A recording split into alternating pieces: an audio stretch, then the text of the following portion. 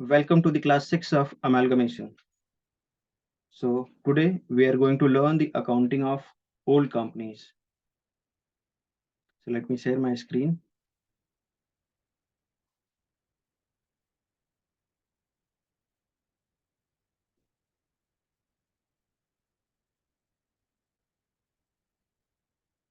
Yes, pay attention. So old company accounting. Do you remember the steps? Total 9 steps are there. Okay. Let's recall what are the steps.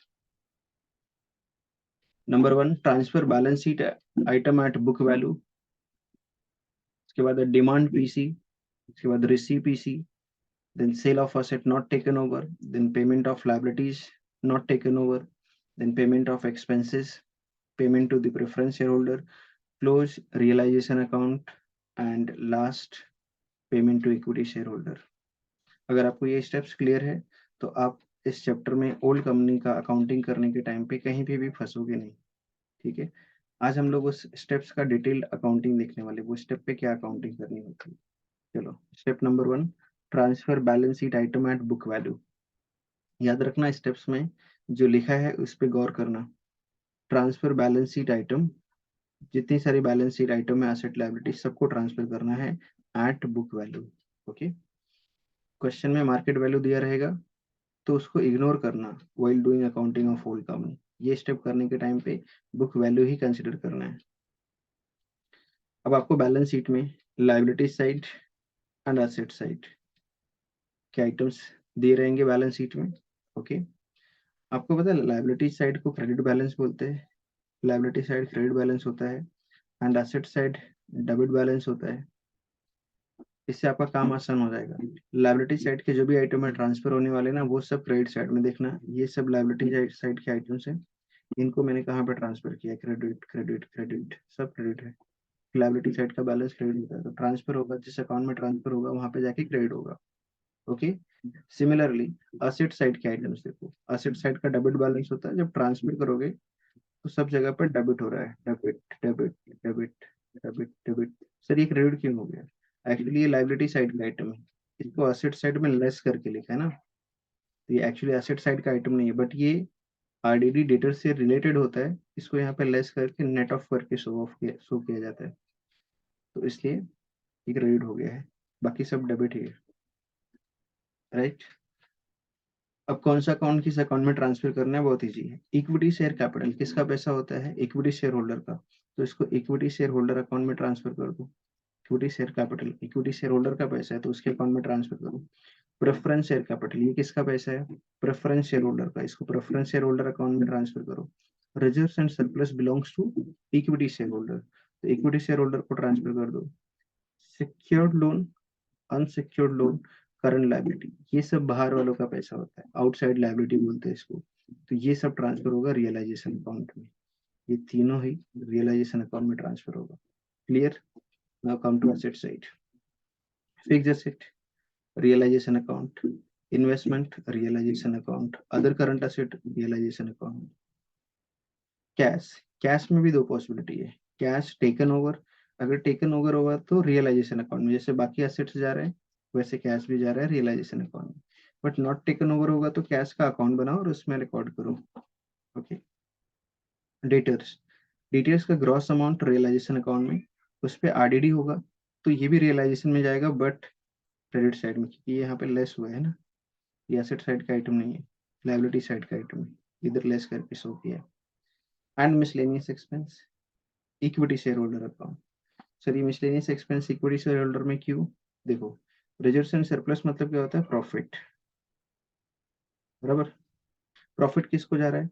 Equity share holder को. और ये जो miscellaneous है ना ये loss होता है, तो लॉस भी तो इक्विटी शेयर होल्डर को ही जाएगा ना. अगर कंपनी की profit equity share holder enjoy कर रहा है तो लॉस भी तो वही एंजॉय करेगा, उसको ही बेयर करना पड़ेगा. Right, so first step clear है. टोटल 9 स्टेप्स है, एक बार बोल के दिखाओ. Transfer balance sheet item at book value, demand PC, receive PC, sale of asset not taken over, payment of liability not taken over, payment of expenses, payment to preference share holder, close realisation account, transfer balance, close. Last step is payment to equity share holder. ये 9 steps ही follow करना है आपको। पहला step हो गया उसमें transfer balance sheet item at book value. Balance sheet में इतने सारे आइटम होते हैं, इससे ज्यादा नहीं होता है। और ये सारे आइटम्स कहाँ ट्रांसफर करना है, बहुत ईजी है। लायबिलिटी साइड क्रेडिट बैलेंस, जहाँ पे भी ट्रांसफर कर रहा है सब क्रेडिट हो रहा है। असेट साइड डेबिट बैलेंस, जहाँ पे भी ट्रांसफर कर रहा है सब डेबिट हो रहा है। ओके, एक्सेप्ट ये आरडीडी को छोड़ के, क्योंकि वो लेस हो रहा है। और फिर लॉजिक से याद रखना किसका पैसा है उसको अकॉर्डिंगली ट्रांसफर करना। इक्विटी शेयर का पैसा इक्विटी शेयर होल्डर का, प्रेफरेंस का, राइट। और जो असेट्स लायबिलिटी है ये हम सब बेच रहे थे, इसके लिए एक अकाउंट ओपन करते हैं। रियलाइजेशन, रियलाइज मतलब क्या होता है, बेचना ना। असेट्स और लायबिलिटी हम बेच रहे हैं न्यू कंपनी को ना, तो ओल्ड कंपनी सब रियलाइज कर रहे हैं, तो रियलाइजेशन अकाउंट में ट्रांसफर होगा। Clear, first step. अब आ जाओ दूसरे स्टेप पे। सेकंड स्टेप क्या था, डिमांड पीसी। न्यू कंपनी को आपने बिजनेस ट्रांसफर कर दिया, अब उससे अपने बिजनेस का परचेज कंसिडरेशन पीसी लेना है तो मांगना पड़ेगा ना। बिजनेस ट्रांसफर कर दिया, असेट लायबिलिटी हैंड ओवर कर दिया, तो उससे हम लोग पीसी मांगेंगे। तो पता है जिससे हमको पैसे लेना होता है उसको डेबिट करते हैं। जैसे आप नॉर्मल गुड्स का सेल करते हो, तो जिसको सेल करते हो उसको डेबिट करते हो, डेटर्स को डेबिट करते हो। वैसे यहाँ पे न्यू कंपनी हमारे लिए भी डेटर बन गया, उससे हमें पैसे लेने हैं। तो new company account debit to realization. Realization account क्या है, नाउ रियलाइजेशन अकाउंट को ऐसे समझना, ये प्रॉफिट एंड लॉस अकाउंट का भाई है। प्रॉफिट एंड लॉस अकाउंट का भाई है। जब हमारा बिजनेस कंटिन्यू होता है तो हम हर साल पीएनएल अकाउंट बनाते हैं, उसके अंदर इनकम एक्सपेंस रिकॉर्ड करके फाइंड आउट करते हैं नेट प्रॉफिट। ओके, अब हम लोग पीएनएल अकाउंट नहीं बनाएंगे क्योंकि हम लोग ने बिजनेस बंद कर दिया है। तो हम लोग रियलाइजेशन अकाउंट बनाएंगे। तो रियलाइजेशन अकाउंट क्या है, ये पीएनएल अकाउंट का ही भाई है। ठीक है, इसमें इनकम एक्सपेंस ही रिकॉर्ड करने वाले हैं। तो बताओ, न्यू कंपनी को हमने बिजनेस बेच दिया, उससे जो पैसे मिलेंगे वो इनकम है। इनकम पता है आपको क्रेडिट साइड जाएगा, तो रियलाइजेशन को क्रेडिट किया है। और जिससे पैसे लेने हैं उसको डेबिट करना है, न्यू कंपनी से पैसे लेने। तो डिमांड पीसी का एंट्री समझ में आया। ओके, आगे बढ़ते हैं। Receive PC. अब हम लोग को पीसी मिलेगा, न्यू कंपनी से डिमांड किया है, बेच दिया उनको एसेट, डिमांड किया तो पीसी रिसीव करना पड़ेगा। तो पीसी में हमें कैश मिल सकता है, सिक्योरिटीज मिल सकता है। सिक्योरिटीज मतलब शेयर्स डिबेंचर्स, न्यू कंपनी जो भी कुछ मिलेगा रिसीव कर लो। ठीक है, और ये सब चीजें आपको मिलने वाली। डेबिट व्हाट कम्स इन, क्या मिला है, कैश। ठीक है, सिक्योरिटीज मिला है। सिक्योरिटीज मतलब शेयर्स डिबेंचर्स, जो भी चीज आ रहा है debit, debit what comes in. Okay, किसने दिया, न्यू कंपनी ने, तो न्यू कंपनी को क्रेडिट करो। देखो यहाँ पे डेबिट किया था न्यू कंपनी को, अभी यहाँ पे ये एंट्री में क्रेडिट करेंगे। जब डिमांड किया था तो डेबिट किया, अब मिल गया तो उसको क्रेडिट करो, क्योंकि इसका अकाउंट क्लोज करना पड़ेगा न्यू कंपनी का। ओके, थर्ड एंट्री समझा। Now sale of asset not taken over. New company ने तुम्हारे कोई एसेट नहीं लिए तो क्या करोगे, बिजनेस बंद कर दिया, अब वो एसेट को बेचना पड़ेगा। Sale of asset not taken over.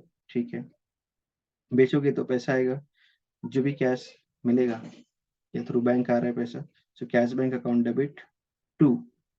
अब यहाँ पे टू असेट मत लिखना। नॉर्मली जब असेट जाता है तो हम उसको क्रेडिट करते हैं, बट तुमने पहले ही स्टेप पे असेट को रियलाइजेशन में ट्रांसफर कर दिया है।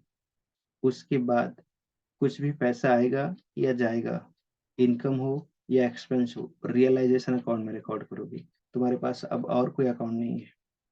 तो तुमने असेट बेच दिया, पैसा आया, इनकम हुआ, cash bank account debit, income को रियलाइजेशन अकाउंट में रिकॉर्ड करो।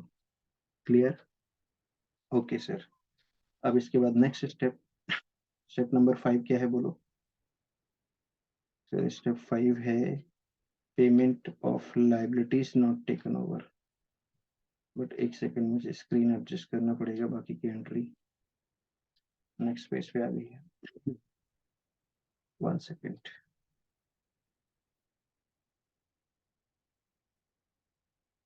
ये रहा मालिक। Step number 5, payment of liabilities not taken over. अब एक बात बताओ, पेमेंट करोगे मतलब पैसा जाने वाला है, तो पैसा जाएगा तो कैश बैंक क्रेडिट होता है। Okay, yes sir. अब पेमेंट कर दिया तो इसको एक्सपेंस की तरह ट्रीट कर लो। एक्सपेंस हुआ, कुछ पेमेंट करना पड़ा तो एक्सपेंस हुआ। और एक्सपेंस रिकॉर्ड करने के लिए कौन सा अकाउंट है हमारे पास, रियलाइजेशन अकाउंट। तो रियलाइजेशन को डेबिट करो। पीएनएल अकाउंट नहीं है अब तुम्हारे पास।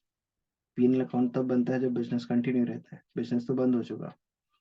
ओके सर, बात समझ में आ गई। आगे बढ़ते हैं। Step number 6, payment of amalgamation expense. Payment करोगे तो पैसा जाने वाला है, कैश बैंक क्रेडिट होगा। फिर से ये एक्सपेंस हुआ, एक्सपेंस रिकॉर्ड करने का अब एक ही अकाउंट है तुम्हारे पास, realization account. So realization account debit. Okay. Next step 7, payment to preference shareholder.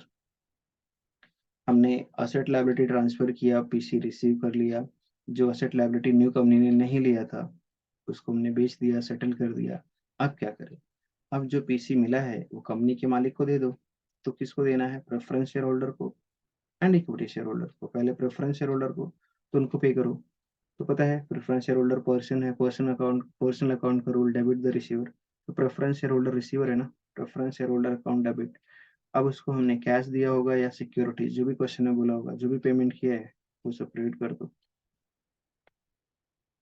ठीक है, payment to preference share holder, ये एंट्री हो गया। Next, close realisation account. बाकी सारे अकाउंट्स ऑटोमेटिकली क्लोज हो जाएंगे। New company account, securities in new company account, सारे अकाउंट ऑटोमेटिकली क्लोज हो जाएंगे। बट रियलाइजेशन अकाउंट में कुछ ना कुछ डिफरेंस आएगा, 99% डिफरेंस आएगा। 1% चांस है कि ये अकाउंट भी टैली हो जाए, डेबिट क्रेडिट सेम आ जाए, बट डिफरेंस पॉसिबल है। तो जो भी डिफरेंस आएगा क्लोज करने के बाद पता चलेगा डेबिट साइड डिफरेंस आ रहा है या क्रेडिट। जो साइड भी डिफरेंस आ रहा है उसको ट्रांसफर करना है इक्विटी शेयर होल्डर में। तो मैंने यहाँ पे इसकी एंट्री नहीं लिखी है, डिफरेंस लिखा है और वो ट्रांसफर करना है इक्विटी से।